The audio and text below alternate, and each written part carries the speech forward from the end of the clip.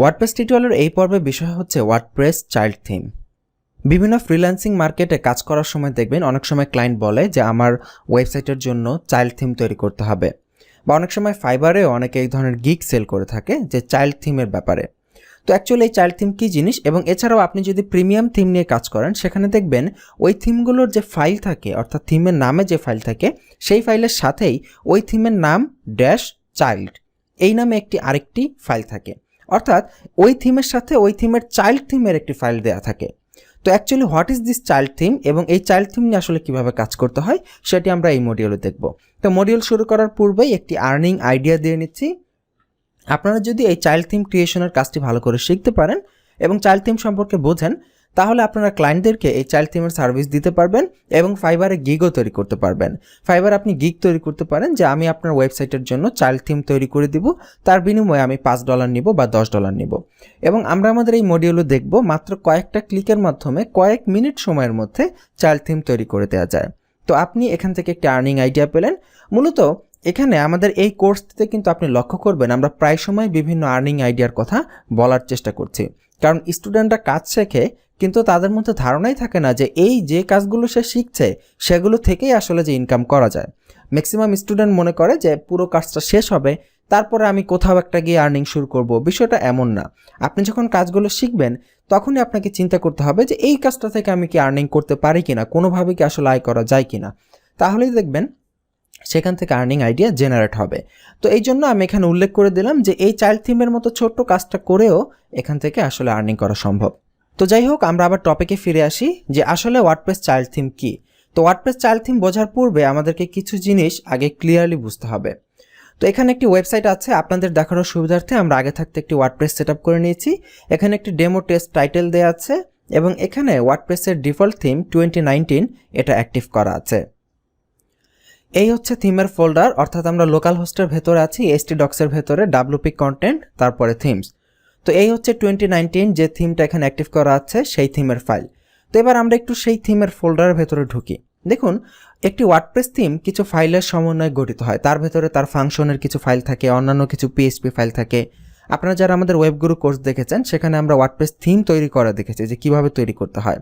তো সেটি যাদের দেখা আছে তাদের জন্য এই চাইল্ড থিম বোঝা খুবই সহজ হয়ে যাবে, আর সেটি যদি দেখা না থাকে তাহলে একটু বুঝতে কষ্ট হতে পারে। যাই হোক, এখানে দেখুন থিমের বিভিন্ন ফাইল আছে, functions.php, তারপর style.css। এগুলো হচ্ছে একটি ওয়ার্ডপ্রেস থিমের কোর ফাইলস। তো এই কোর ফাইলসগুলো কিন্তু কখনো এডিট হয় না, অর্থাৎ আমরা থিমের ভেতরে যে চেঞ্জগুলো করি সেগুলো কিন্তু থিমের সেটিং থেকে হয়, অর্থাৎ কাস্টমাইজে ক্লিক করলে যে অপশনগুলো আসে এডিট করার, তারপরে থিম অপশনের ভেতরে যে অপশনগুলো থাকে সেগুলো এডিট করার ফলে থিমের কোর ফাইলে কিন্তু কোনো চেঞ্জ হয় না। জাস্ট চেঞ্জগুলো সেটিংয়ের ভেতরে সেভ হয়ে থাকে, ডাটাবেজের ভেতরে সেভ থাকে। তো এই থিমের কোর ফাইল কিন্তু যদি আমরা চেঞ্জ করতে চাই, যদি এরকম মনে হয় যে যদি কখনো এরকম প্রয়োজন পড়ে, অনেক সময় এরকম প্রয়োজন পড়তে পারে যে থিমের একটা কোর ফাইল আমাকে চেঞ্জ করতে হবে, অর্থাৎ এমন কোনো ফাংশন এই থিমের ভেতরে বাইরে থেকে পুশ করতে হবে যেই ফাংশনটা থিমের ভেতরে নাই, আমি চাচ্ছি কাস্টম বাইরে থেকে ঢোকাবো। তো এই ধরনের কোনো কাজ যদি করতে চান তাহলে আপনাকে থিমের ভেতরের ফাইলগুলোকে এডিট করতে হবে। যেমন functions.php, ধরেন আপনি এখানে একটা চাচ্ছেন সম্পূর্ণ নতুন একটা ফাংশন, যেই ফাংশনটা আসলে থিমের ভেতরে নাই, তখন functions.phpটা ওপেন করে তার ভেতরের ফাইলগুলোকে এডিট করতে হবে। বা আপনি চাচ্ছেন এখানে এমন কিছু কাস্টম CSS, যেটা আপনি চাচ্ছেন যে থিমের কোর ফাইল এডিট করে আপনি ব্যবহার করবেন, থিমের ভেতরে যে CSS দেওয়ার অপশন থাকে সেটা আপনি ইউজ করবেন না, তাহলে আপনাকে থিমের এই style.css যে ফাইলটা আছে সেই ফাইলটাকে এডিট করতে হবে। তো এখন আপনি ভাবছেন যে এডিট করা দরকার, আমি এডিট করে দিব, সমস্যা কোথায়? কোনো সমস্যা তো নাই, এটা নিয়ে এত কথা বলার কি আছে? হ্যাঁ, সমস্যা আছে, সেটা আমরা একটু পরেই দেখব। তবে তার আগে চলুন আমরা থিমের কোর ফাইল এডিট করি। থিমের এই কোর ফাইলটা আমরা চাইলে এই লোকাল হোস্টের ভেতর থেকে সরাসরি এটাকে ওপেন করেও নোটপ্যাড দিয়ে এটাকে এডিট করতে পারি, অথবা থিমের ভেতর থেকে এডিট করতে পারি। আমি আপনাকে খুবই সিম্পল একটি এডিট দেখাবো। যেমন এই যে টেস্টের টাইটেল, এই যে টাইটেলটা আছে, ধরুন এটারই একটা CSS চেঞ্জ। এটার CSSটা কোথায় আছে? এই যে এন্ট্রি টাইটেল এটা। আচ্ছা, আমি এটাকে এখান থেকে কপি করে নিলাম। তো এবার আপনার কাছে আমার প্রশ্ন, আপনারা তো অনেক দূর শিখলেন, দেখলেন, এই থিমের ভেতরের কোর ফাইলগুলো এডিট করতে হলে আমাকে কোথায় যেতে হবে? ওয়ার্ডপ্রেস ড্যাশবোর্ড থেকে। যারা পেরেছেন তাদেরকে থামস আপ, আর যারা পারেন নাই তাদের জন্য এটা সত্যিই অনেক দুঃখজনক যে এতদূর শেখার পরেও যদি এই বিষয়টা না পেরে থাকেন, আপনাদেরকে আরেকটু মনোযোগী হতে হবে। হ্যাঁ, আমাদের এই কোর ফাইলকে এডিট করার জন্য অ্যাপিয়ারেন্স থেকে থিম এডিটর অপশনে যেতে হবে, কারণ আমরা বলেছিলাম এই থিম এডিটরের ভেতরে থিমের যে মেইন ফাইলগুলো সেই ফাইলগুলো থাকে। অর্থাৎ দেখুন এখানে এই যে থিম এডিটর এসেছি, 2019 থিমটা রয়েছে, এখানে থিমের যে কোর ফাইলগুলো রয়েছে সেই ফাইলগুলো এডিটের অপশন রয়েছে। তো আমরা এখানে কি চাচ্ছি, আমরা চাচ্ছি একটা সিএসএস এডিট করতে। তো এখানে সিএসএস তো বাই ডিফল্ট ওপেন করাই আছে, style.css, যদি না থাকতো আমরা ডান পাশ থেকে খুঁজে এখানে ওপেন করে নিতাম। তো এই style.css এর ভেতরে আমরা একদম শেষে চলে যাচ্ছি, এন্ডে। তো এখান থেকে আমরা এটাকে এডিট করব। তো এখানে আমরা যে সিএসএসটা এডিট করতে চাচ্ছি খুবই সিম্পল, ছোট্ট একটি এডিট। এখানে জাস্ট আপনাদেরকে মেইন বিষয়টা বোঝানোই আমাদের মূল উদ্দেশ্য। মনে করুন এটার কালার আমরা রেড দিয়ে দিচ্ছি, রেড দিয়ে ইম্পর্টেন্ট করে দিব আপডেট ফাইল।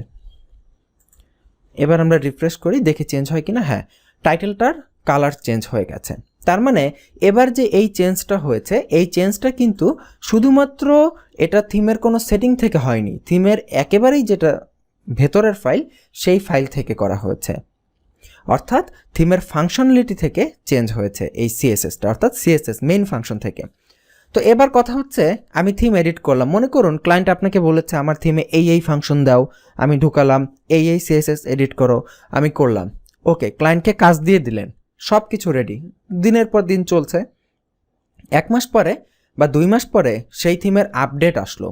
মনে করুন এই যে অ্যাপিয়ারেন্স থেকে আমি যদি আবার থিমসের সেকশনে যাই, এই যে দেখতে পাচ্ছি আপডেট। তো আমি কি করলাম, ঠিক আছে থিমটার আপডেট এসেছে, থিমটা আমি আপডেট করেই দিই। আপডেট নাওতে ক্লিক করলাম, থিম আপডেট হচ্ছে। কিছুক্ষণ অপেক্ষা করি, দেখবেন থিমটা আপডেট হয়ে যাবে, আপডেটেড, নাইস। তো থিমটা আমি আপডেট করলাম, ক্লায়েন্ট তো স্বাভাবিকভাবে চাইবেই তার থিমকে আপডেটেড রাখতে। তো আপডেট করার পরে এবার আমি আমার ওয়েবসাইটে ঢুকে পেজটা রিফ্রেশ করলাম। ও মাই গড, আমরা থিমের ভেতরে যে চেঞ্জটা করেছিলাম সেটা কোথায় গেল, সেটা হারিয়ে গেল, সেটা আমরা পাচ্ছি না। এখন কি হবে আমার?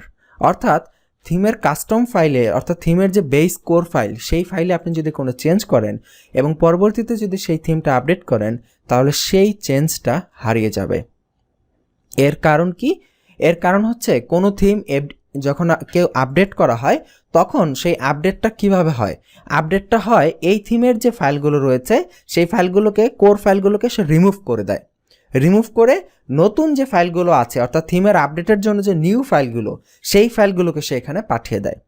তো নিউ ফাইলগুলো যে সার্ভার থেকে আসে, তো নিউ ফাইলগুলো যখন সার্ভার থেকে আসবে আর পুরাতন ফাইলগুলো যখন ডিলিট হয়ে যাবে, তখন তো আপনার যে পুরাতন ফাইলে আপনি যে এডিটগুলো করেছেন সেগুলো তো হারিয়ে যাবে।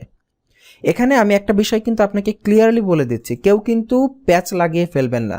যেমন অনেকের মাথায় হয়তো প্যাচ লাগতেছে যে তাহলে আমি যদি কাস্টমাইজ থেকে কোনো চেঞ্জ করি, আপডেট দিলে সেই চেঞ্জগুলো কি হারিয়ে যাবে? না, আমি এই জন্য শুরুতেই বলে নিয়েছি যে কাস্টমাইজ অপশন থেকে, অর্থাৎ থিমের সেটিং অপশন থেকে যে চেঞ্জগুলো করা হয় সেগুলো কিন্তু থিমের কোনো কোর ফাইল এডিট হয় না, সেগুলো জমা থাকে ডাটাবেজে, তো সেগুলো হারাবে না।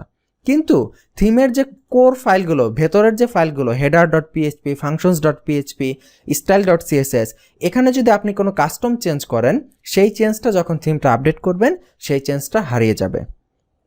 তো তাহলে যতবার থিম আপডেট দিব ততবার হারিয়ে যাবে, তাহলে কি আমরা আপডেট দেওয়া বন্ধ করে দিব? না। তো এই জন্যই মূলত চাইল্ড থিমের এই কনসেপ্ট। চাইল্ড থিমের কনসেপ্টটা হচ্ছে যে এই থিমের যত স্টাইল, যত ফাংশন সব কিছু থাকবে। যদি আপনি এর সাথে কাস্টম কোনো ফাংশন অ্যাড করতে চান, তাহলে এই থিমের একটি বাচ্চা থিম আপনাকে জেনারেট করতে হবে, অর্থাৎ এই থিমের একটি চাইল্ড থিম আপনাকে জেনারেট করতে হবে। তারপর আপনি সেই চাইল্ড থিমের ভেতরে আপনার style.css এডিট করতে পারবেন, function.php এডিট করতে পারবেন, যা ইচ্ছা তাই করতে পারবেন। এতে করে মেইন থিমের মেইন ফাংশনের কোনো সমস্যা হবে না। পরবর্তীতে আপনি যদি মেইন থিম, অর্থাৎ মাদার থিম যেটা মা, সেই থিমকে যদি আপনি পরবর্তীতে আপডেট করেন, তাহলে ওই থিমে তো আসলে কোনো ফাংশন নেই, ফাংশন তো রয়েছে চাইল্ড থিমে। তো ওই থিমে আপডেট করলেও এই ফাংশনগুলোর কোনো চেঞ্জ হবে না।